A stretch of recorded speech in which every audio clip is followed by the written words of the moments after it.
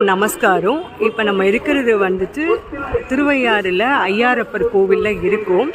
Sri சிவார்ப்பண கோசேவா trust Uthiramerur. நான் உங்களுடைய கற்பகம் நரசிம்மன்.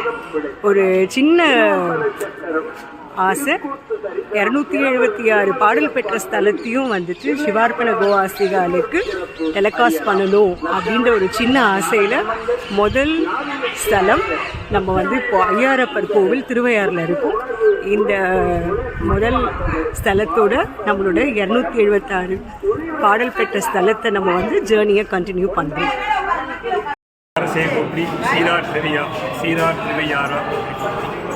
श्यामां त्रिनेत्रां सरस्वतीरुद्रा पद्मासनां श्यामल कोमलांबिका गण्डियक्षमालां अभयोरुगस्तां धर्मांबिका भद्रदेश्वरीं भजे. திருவையாறு என்பது புண்ணிய க்ஷேத்திரம், பூலோக கைலாயம்னு பேர். அதாவது ஸ்ரீரங்கம் எப்படி நமக்கு பூலோக வைகுண்டம் அப்படின்னு சொல்கிறோமோ, அதுமாரி திருவையாறு சைவர்களுக்கெல்லாம் பூலோக கைலாயம்னு பேர். அப்பர் பெருமான் முதன்மையான கைலாய காட்சி கொடுத்த க்ஷேத்திரம் இதுதான். அதுவும் இப்போ நடக்கிறது ஆடிப்பூர உற்சவம் நடந்துட்டுருக்கு. பின்னாடி உற்சவமூர்த்தி இருக்குது. ஆடிப்பூரம் 5ஆம் திருநாள் இது. இந்த ஆடிப்பூரத்தில் தான் ஆடி அமாவாசை போகுது. இந்த ஆடி அமாவாசை அன்றைக்கி தான் நமக்கு இந்த அப்பர் பெருமானுக்கு கைலாய காட்சி கொடுத்துருக்காங்க. அப்பர் பெருமான் கைலாயத்தை தேடி போகிறார். அவரால் போகுள்ள உடம்பெல்லாம் ரொம்ப நெளிந்து போயிடுறார். பரமேஸ்வர பெருமான் யோகி வடிவில் உன்னால் அங்கே போக முடியாது அப்படின்னு சொல்கிறார். ஒரு சோதனை கொடுக்குறார். இல்லை நான் போவேன் அப்படின்னு வைராக்கியமாக அப்பர் பெருமான் நினைக்கிறார். திருநாவுக்கரசு அதில் நினைக்கும் பொழுது அவர் வைராக்கியமாக போகிறார். போய் அங்கே மானசரோவில் முழுகிறார். அவர் முழுகினோன்னு அவர் ஏந்திருக்கிற இடம் திருவையாறு சூரிய புஷ்கரணி என்று சொல்லக்கூடிய திருவையாறு திருக்குளங்கள். திருவையாறில் 5 தீர்த்தம் உண்டு. அதாவது பஞ்ச நதம்னு பேர். நதினா ஓடுற தீர்த்தம், நதன்னா ஓடாத தீர்த்தத்திற்கு நதம்னு பேர். சூரிய புஷ்கரணி, சந்திர புஷ்கரணி, நந்திவாய் நுரை நீர், அம்பாள்டேந்து ஒரு நீர், காவிரி நீர், இப்படியாக 5 தீர்த்தத்தை கொண்டு நந்தியம்பெருமானுக்கு அபிஷேகம் பண்ணத்தினால திரு ஐயாறுன்னு பேர். பொதுவாக இப்போ நடைமுறை வழக்கத்தில் சொல்லுவாங்க, திருவையாறு தஞ்சாவூர்லேருந்து வந்தாக்க 4 ஆறு இருக்குது, குளம் இருக்குது, அதனால் வெண்ணாறு வெட்டாறு காவிரி குளம் இருக்குது. அதெல்லாம் சாதாரணமாக இந்த கதை தான். ஆதாரபூர்வமான கதை இதுதான். உங்களுக்கு நந்தியம்பெருமான், அதாவது நந்தியம்பெருமான் அவதரித்த ஸ்தலம் இது. திருவையாறுங்கிறது நந்தியம்பெருமான் அவதரித்த ஸ்தலம். அவர் திருவையாறுக்கு பக்கத்தாப்பில் திருவையாறுலேருந்து கொஞ்சம் தள்ளி, அதாவது 1 கிலோமீட்டர் ஒரு ஃபர்லாங்கில் அந்தனக்குறிச்சின்னு ஒன்று இருக்குது. அங்கே ரிஷிநந்தி விநாயகர்னு ஒரு கோவில் இருக்குது. அந்த ரிஷிநந்தி விநாயகருக்கு மேற்கு திக்கில் ஒரு வயலில் நந்தியம்பெருமான் பங்குனி மாதம் திருவாத நட்சத்திரத்தன்னைக்கு இந்த பூமி உடம்போது கிடைக்கிறார். அதாவது ஒரு ரிஷி இருக்கார், அவர் ஜபம் பண்ணுறார், அவருக்கு குழந்தையெல்லாம் இல்லை. உடனே அவருக்கு ஹோமங்கள், இந்த புத்திரகாமட்சி யாகம்லாம் பண்ணோன்னு சுவாமி திருவையாறு ஐயாரப்பர் சொல்கிறார், இதேமாரி நீங்கள் நாளைக்கு உங்களுக்கு ஒரு குழந்தை கிடைக்கும், உங்களுக்கு கிடைக்கும் அப்படின்னு சொல்கிறார். உடனே அவர் இந்த இடத்துல போய் உழுன்னு சொல்கிறார். அசரீரியில் அவர் உழுதோடனே ஒரு குழந்தை கிடைக்கிறது. அது சதுர்புக 4 கையோடு இருக்கார்.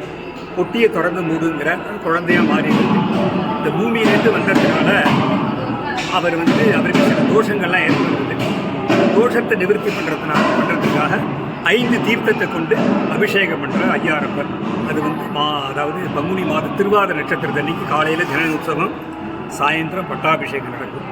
இந்த பட்டாபிஷேகம் முடிஞ்சு அதிகார நந்திங்கிற பட்டத்தை கொடுக்குறார். நந்தியம்பெருமார்னா அதிகார நந்திங்கிறது வேறு. நந்திங்கிறது நம்ம பிரதோஷ நந்தியை நினச்சிக்கூடாது. கைலாசத்தில் படை தளபதி. எல்லா பெரிய கோவில்லையும் கோவில் வாயிலில் இந்த கொடவரையில் இருக்கும். சில கோவிலில் நிறையா இருக்கும், தனியாக சன்னதி இருக்கும்.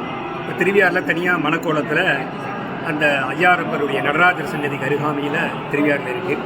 அந்த நந்தியம்பெருமானுக்கு திருமழவாடியில் போய் கல்யாணம் பண்ணி வைக்கிறார். அதான் நந்தி கல்யாணம் பார்த்தா முந்தி கல்யாணம் நடக்கணும்னு ஒரு பழமொழி உண்டு. அது திருமழவாடியில் நடக்கும். அது ஒரு கதை அப்படி போகிறது. அதுக்கப்புறம் திருவையாறில் 4 பாடல்பட்ட க்ஷேத்திரம். அதாவது திருஞான சம்பந்த பெருமான் பாடியிருக்கார். அவர் பாடல்கள், அப்புறம் திருநாவுக்கரசு, அப்பர் பெருமான், சுந்தரமூர்த்தி சுவாமிகள், மாணிக்க வாசகர், இப்படி 4 பேரும் பாடியிருக்காங்க. சுந்தரமூர்த்தி சுவாமிகள் திருவையாறில் தரிசனம் பண்ண வரும்போது என்னாச்சுனாக்க காவிரி கரை புரண்டு ஓடுகின்றது. காவிரி கரைக்கு கொண்டு ஓடணுன்னு சுவாமியை பிரார்த்தனை பண்ணுறார். அப்போ அந்த ஆட்கொண்டேஸ்வர பெருமான் தெற்கு வாசலில் ஒரு சன்னதி இருக்குது. அதுக்கு பக்கத்தாப்பில் சுந்தர கணபதி.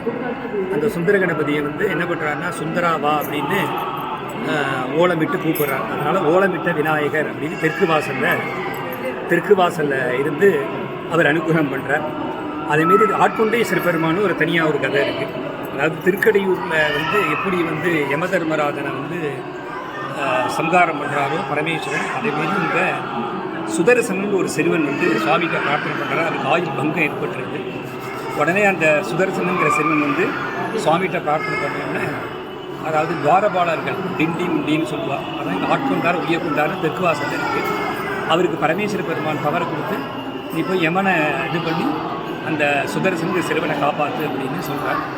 உடனே அவர் தெற்கு வாசலிருந்து காவல் காக்கிறார். அதான் ஆட்கொண்டீஸ்வர பெருமான் பேர். அதுக்கு முன்னாடி ஒரு கிணறு மாரி இருக்கும். அது வந்து சீசகுண்டம்னு சொல்கிறது. அதில் வந்து குங்குல்யம் போடுறதுன்னு ஒரு சம்பிரதாயம் உண்டு. அதாவது அதில் வந்து குங்குல்யம் போட்டால் அந்த பகை வந்து நம்மளுடைய புகை வந்து பகையை விரட்டும் அப்படின்னு சொல்லுவாள். யம பயங்கள்லாம் இருக்காது. அதே மாதிரி நமக்கு கனவு கண்டாக்க ஒரு கெட்ட கனவு பலிக்காமல் இருக்கணும்னாக்கா அந்த சுவாமிக்கு அபிஷேகம் பண்ணி வடமாலை சாத்தி குங்குல்யம் வாங்கி போட்டாக்க அந்த கெட்ட கனவுலாம் பலிக்காமல் இருக்கும். குழந்தைகள் பயந்த கோளாறு, நமக்கு ஒரு விரக்தி, மனசில் ஒரு சஞ்சலம்லாம் ஏற்பட்டாக்கா அந்த சுவாமிக்கு வேண்டிக்கலாம். அது வந்து காலாஷ்டமி பிரமாதமாக நடக்கும். வடமாலை சாத்துவார். ஒரு மூட்டை உளுந்து அப்படியே அரைச்சி வடையாக சாத்தி எல்லாம் சாத்துறது சம்பிரதாயம். அவர் அந்த காலாஷ்டமி மற்றபடி விசேஷ நாள்கள் நிறையா நடக்கும். அது ஆட்கொண்டார் விசேஷம். அதேமாரி இந்த ஊரில் உத்திரட்டாதி நட்சத்திரத்துக்கு, அதாவது ஒரு நட்சத்திரத்துக்கு ஒரு கோவில் சொல்லுவாங்க. உத்திரட்டாதி நட்சத்திரத்துக்கு இந்த ஊரில் விசேஷம். ஹரிகுரு சிவயோக தட்சிணாமூர்த்தின்னு பேர். அவர் வந்து 64 தட்சிணாமூர்த்தி பேதங்கள் இருக்குது. அது ஹரிகுரு சிவயோக தட்சிணாமூர்த்திங்கிறது எல்லா ஊர் தட்சிணாமூர்த்தியும் பார்த்தா காலில் வந்து அந்த முயலகன் ஒருத்தரை வந்து ஒரு